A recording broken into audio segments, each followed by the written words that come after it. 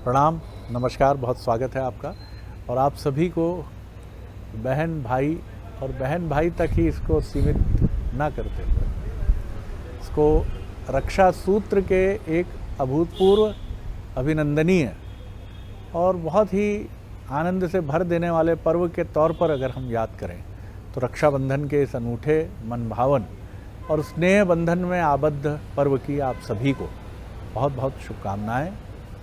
और जिन सुंदर कलाइयों से आज आपकी हमारी कलाइयाँ सजती हैं और शक्ति स्वरूपा, मातृतुल्य, भगिनीतुल्य नारी शक्ति इस पर्व की शोभा को जिस तरह से बढ़ाती है वो स्तुत्य है, प्रणम्य है और बहुत ही स्मरणीय है कि भारत भूमि अपने पर्व त्योहारों की अनूठी भावभंगिमा और अनूठे स्वरूप की वजह से एक अलग ही छटा भर देता है। और मैं बचपन से बहुत आनंदित होता हूँ क्योंकि मैं इंतज़ार करता रहता हूँ। रक्षाबंधन मुझे सबसे पहला पर्व दस्तक देता है, जिसके बाद गणेश चतुर्थी के बाद पितृपर्व के बाद माँ शक्ति की आराधना का अद्भुत पर्व नवरात्रि, फिर उसके बाद असत्य पर सत्य की जीत का एक शानदार पर्व दशहरा, विजयदशमी, उसके बाद तो फिर अद्भुत दीपमालिके और दीपमालिके के बाद और पर्व, और फिर हम आगे बढ़ते हुए बसंत की तरफ बढ़ते हैं, होली, और होली के बाद रंगपंचमी। और जिस तरह से इस समय बाज़ार में रंग बिरंगी राखियाँ और नारी शक्ति का स्वरूप एक बहुत उत्साह से सुदूर अपने प्रिय भाई की स्मृति में इन रक्षा सूत्रों को लेता है, और उस समय उनकी सहज उत्सुकता, उनकी आँखों का जो प्रेम और स्नेह का भाव है, इसको एक भाई के नाते भी मैंने बहुत गहराई तक अनुभव किया है। और मैं ये भी सोचता हूँ कि हमारे पर्व त्योहारों का ये मनोहारी रंग बिरंगी छटा वाला स्वरूप शायद ही दुनिया में अन्यत्र कहीं देखा जा सकता है। आज हम इस कार्यक्रम में अपने हे प्रभु आनंद दाता में रक्षाबंधन के इस अनूठे पर्व की कथा को भी समझेंगे, जो राजा बलि से भी जुड़ती है और अनेक अनेक स्वरूपों में सनातन परंपरा से आरंभ करके पौराणिक स्वरूप से आरंभ होकर कलिकाल तक आज तक चली आती है, अक्षुण रूप से, अटूट रूप से। तो जानेंगे हमारे विद्वान वक्ता से कि रक्षाबंधन भैया मेरे राखी के बंधन को निभाना, और भैया भी सजे धजे वीर भी आश्वस्त करते हैं कि हाँ बहना, प्राण चला जाएगा लेकिन तेरे मान और सम्मान की रक्षा में कोई कसर नहीं होगी। बहुत भावुक कर देता है ये पर्व। जब दूर बैठी कोई बहन अगर नहीं आ पाती है और रक्षा सूत्र भेजती है और अपनी बड़ी बड़ी आँखों में आंसू लिए हुए अपने प्रिय भाई और अपने माता पिता की ड्योढ़ी और देहरी को याद करती है, मन हमारा भी भीग जाता है। ईश्वर को याद करते हुए मैं प्रणाम करता हूँ ऐसी सारी बहनों को जो अपने दायित्व को बड़ा मानते हुए रक्षा सूत्र के इस अद्भुत पर्व को भी अपने घर ना आने के बाद भी आंखों में आंसू भरकर मनाती हैं। प्रणाम है आपको, बहुत हृदय से प्रणाम है। जानेंगे रक्षाबंधन को आज हमारे विद्वान वक्ता, भगवत गीता के अध्येता, मानस मर्मज्ञ प्रोफेसर डॉक्टर सुरेंद्र बिहारी गुसार से प्रणाम कर रहा हूँ जी। मुझे सारे पर्वों में यदि कोई श्रेष्ठतम पर्व दिखता है, हमारी परंपरा, वैदिक मान्यता और परिवेशगत प्रक्रियाओं में, तो वो रक्षाबंधन ही दिखता है। एक बात ध्यान रखिए, बंधन कच्चे धागों का नहीं होता, इसलिए बंधन नहीं है जी। ये संकल्प है, ये आशीष है, ये शुचिता है, ये वचन है, जिसे आप स्वीकार करें या ना करें, ये आपकी मनोवृत्ति पर निर्भर करता है। क्योंकि बंधन तो कच्चे धागे का है, लेकिन कच्चे धागे की बंधन के बलवती स्वरूप का चित्रण कितना श्रेष्ठतम है। आप ध्यान रखिएगा, जब भी हम शुचिशील कर्मों में होते हैं तो हम वस्त्र जो है कच्चे धागों का बना हुआ ही पहनते हैं, वो परम पवित्र और निर्मल होता है। ऐसे ही किसी वातावरण में जब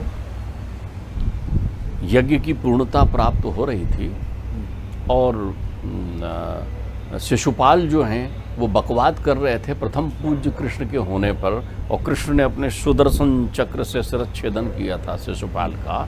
तो उस यज्ञ, राजसूय यज्ञ में महारानी बैठी हुई द्रौपदी जो है वो शुचिता वाले वस्त्र धारण करके बैठी थी जो कच्चे धागों से बना था, हल्दी से रंगा हुआ, कच्चे धागों से बना हुआ। यदि हमारी परंपराओं में देखें तो बहुत सारे लोग विवाह के समय फेरा जब होता है तो दुल्हन को वो वस्त्र पहनाते हैं।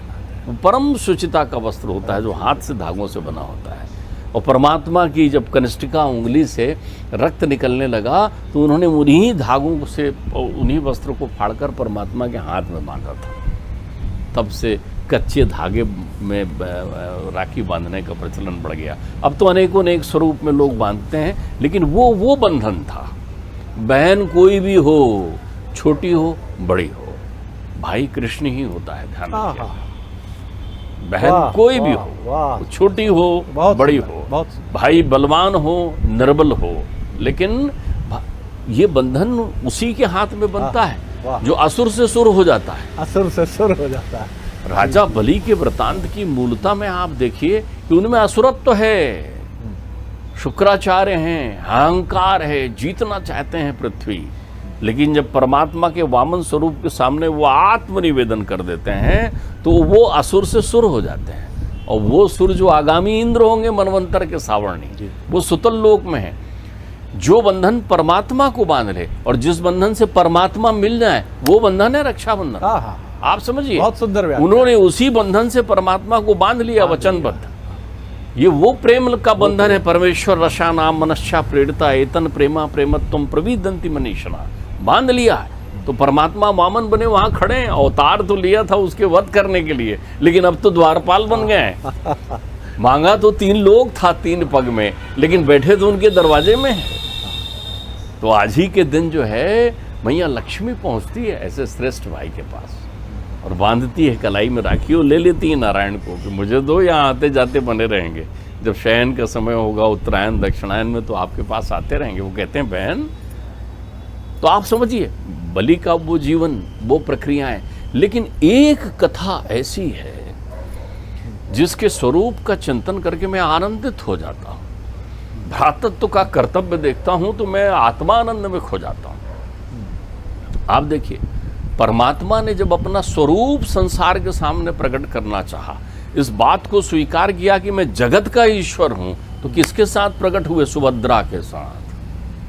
बहन को लेकर आए ना लाडली को कि ये मेरे साथ रहेगी, हम दोनों भाई रहेंगे और बीच में बहन रहेगी। वो तो जगदीश बने ना, वहां रुक्मणी को लेकर नहीं आए, वहां राधे को लेकर नहीं आए। लेकर आए तो किसको? कि जगदीश वही है। अर्थात यदि ब्रह्म स्वरूप भाई है तो प्रकृति स्वरूप बहन है।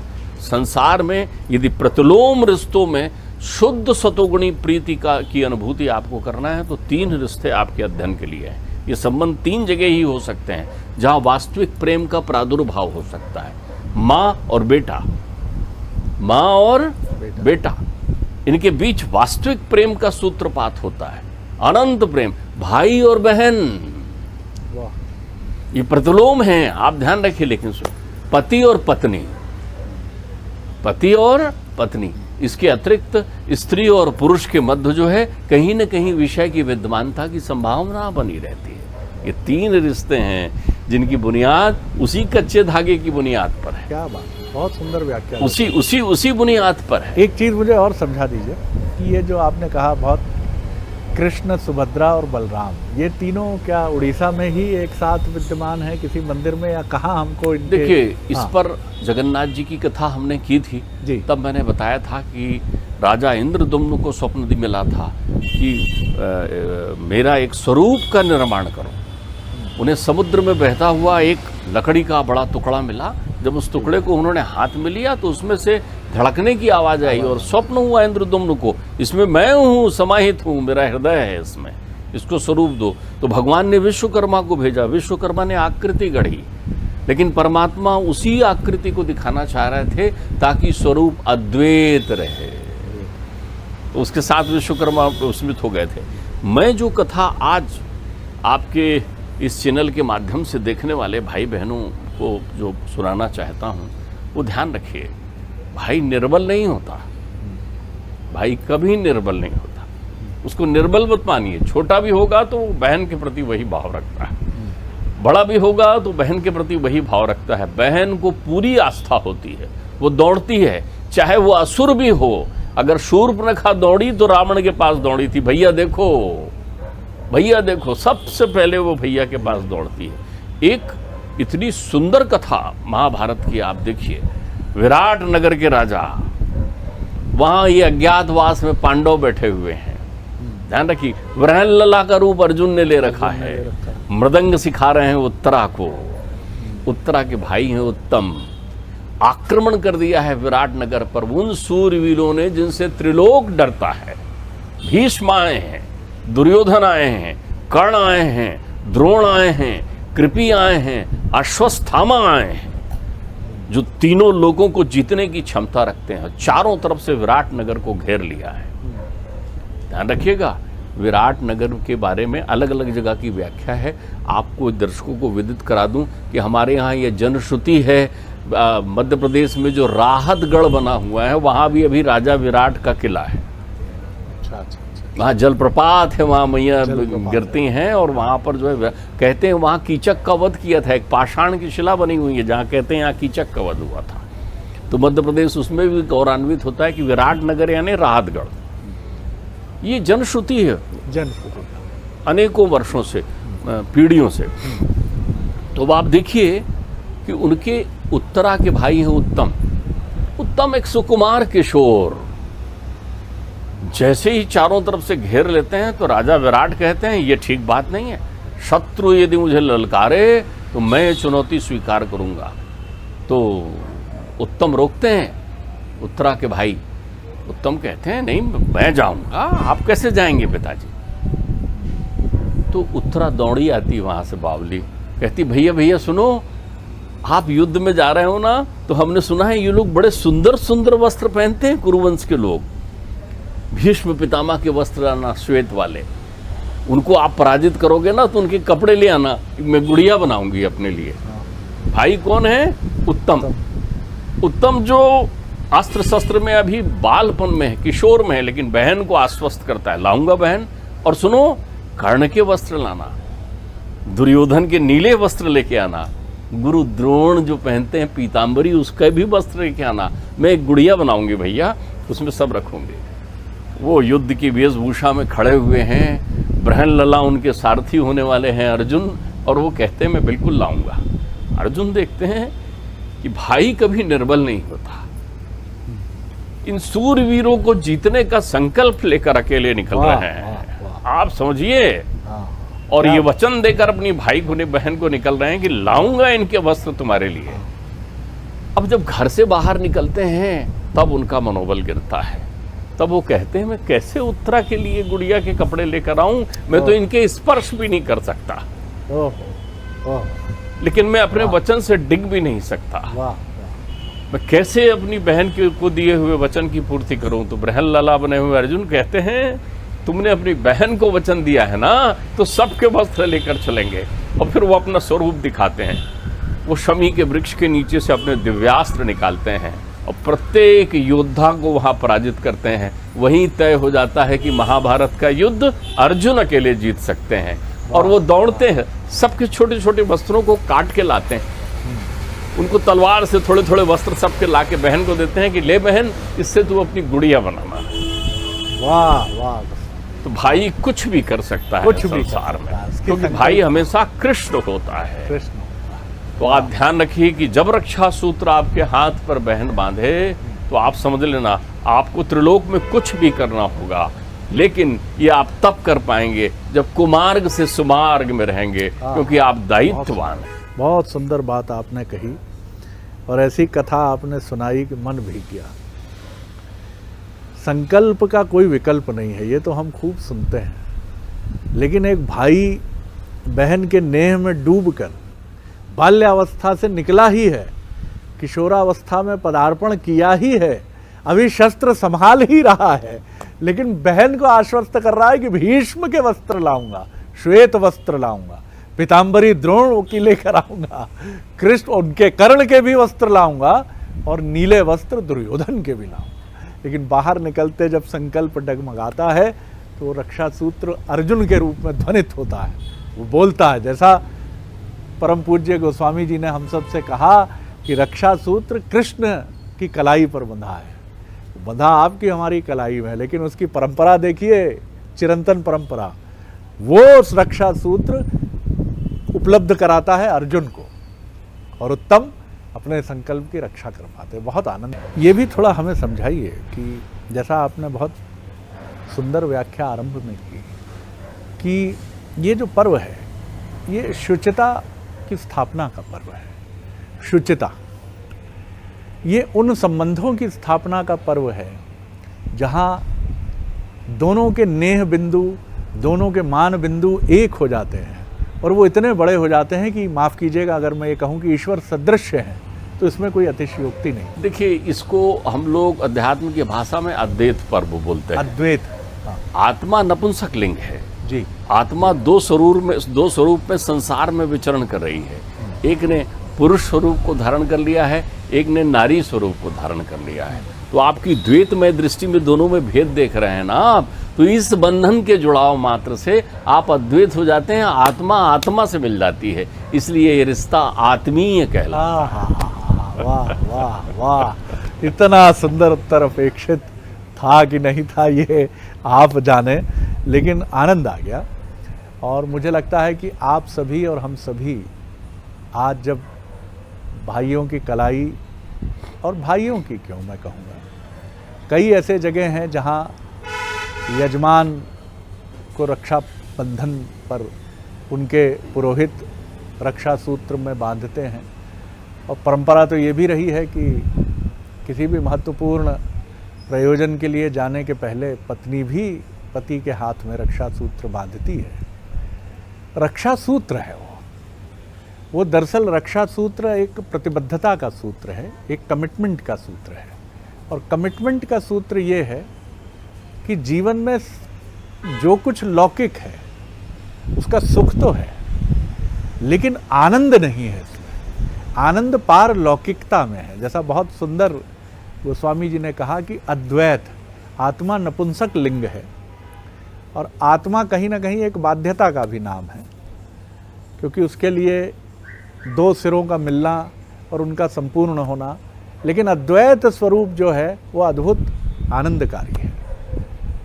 तो ये पर्व आप सभी के लिए बहुत शुभता मूलक, शुचिता मूलक हो और हर भाई ये माने कि वो कृष्ण की तरह ये सुभद्रा की राखी उसकी कलाई पर सजी है।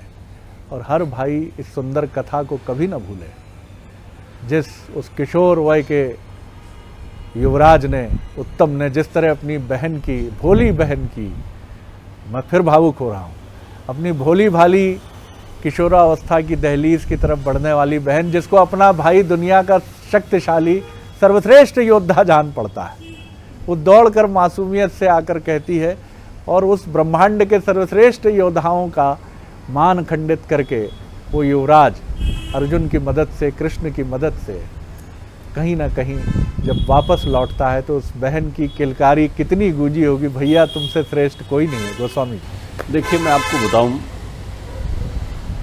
समयाभाव रहता है तो कथा सागर में डूब कर निकलना पड़ता है। इस कथा का स्वरूप और विस्तार को प्राप्त करता है। इतने आनंदित हो जाते हैं अर्जुन भाई बहन का ये प्रेम देख करके कि अर्जुन अपने पुत्र अभिमन्यु, कौन, कृष्ण जी के भांजे अभिमन्यु के लिए उत्तरा का हाथ मांगते हैं। आप ध्यान रखिए, वीर अभिमन्यु की भार्या बनती है और उस युद्ध में भी अभिमन्यु के साथ उत्तरा का भाई उत्तम युद्ध करने जाता है। और उत्तम भी कहते हैं, उत्तर भी कहते हैं, उत्तर के दोनों नाम है, उत्तर या उत्तम। तो उत्तर भी युद्ध करने जाता है और अपनी प्राणों की आहुति देता है उस वंश और कुल की रक्षा करने में। यहाँ मेरी बहन है। वाह, बहुत शुभकामनाएं गोस्वामी जी आपको भी इस अद्भुत पर्व की। और आपसे अनुमति लेने के पहले इस पर्व की ढेरों शुभकामनाएं देते हुए, गोस्वामी जी का कंठ भी बड़ा मधुर है और गेयता में खुद भी वो शब्द शिल्पी तो हैं ही, काव्य शिल्पी भी हैं। बहुत सुंदर भजन और काव्य स्वरूप उनकी लेखनी और मन से निकलते हैं और उनके सुंदर स्वर से सज भी जाते हैं। संगीत के भी शिल्पी हैं वो, क्योंकि देश विदेश में प्रख्यात खैरागढ़ संगीत विश्वविद्यालय से उनका संबंध रहा है।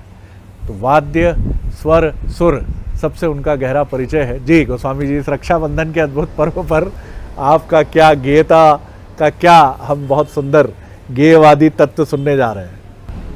मैं जब भी रक्षाबंधन पर्व आता था अपने बालपन में, तो अपनी महतारी से लड़ने पहुंच जाता था। हम 4 भाई हैं, तो मैं उनसे कहता था कि मेरी बहन नहीं है। ऐसा क्यों? माँ ने कहा कैसे नहीं है बेटा, अगर तेरी बहन होती तो 1 या 2 होती। आज देख परमात्मा की कितनी कृपा है, संसार में जितनी भी बच्चियां हैं, जितनी भी नारियां हैं, वो सब तेरी बहन है। तेरे से भाग्यशाली कौन है? उनमें देख बहन को। तो इसी आनंद में डूबकर मैंने कभी एक कल्पना की थी कि मेरी बहन की मैं शादी करूं, विवाह करूं, उसके साथ खेलूं, ठिठोली करूं, तो वो लाड़ो कैसी हो। इस भाव से जो पंक्ति मैंने लिखी थी अपने किशोर अवस्था में, वो मैं आज गेयता करता हूँ। छैल छबीली प्यारी प्यारी गुड़िया जैसी बहना, छैल छबीली प्यारी प्यारी गुड़िया जैसी बहना, बाबुल की ये प्यारी है और माता की है ये राज दुलारी। छैल छबीली प्यारी प्यारी गुड़िया जैसी बहना, बाबुल की ये प्यारी है और माता की है ये राज दुलारी। बहना जा घर जा, खुश रहना तू हमेशा,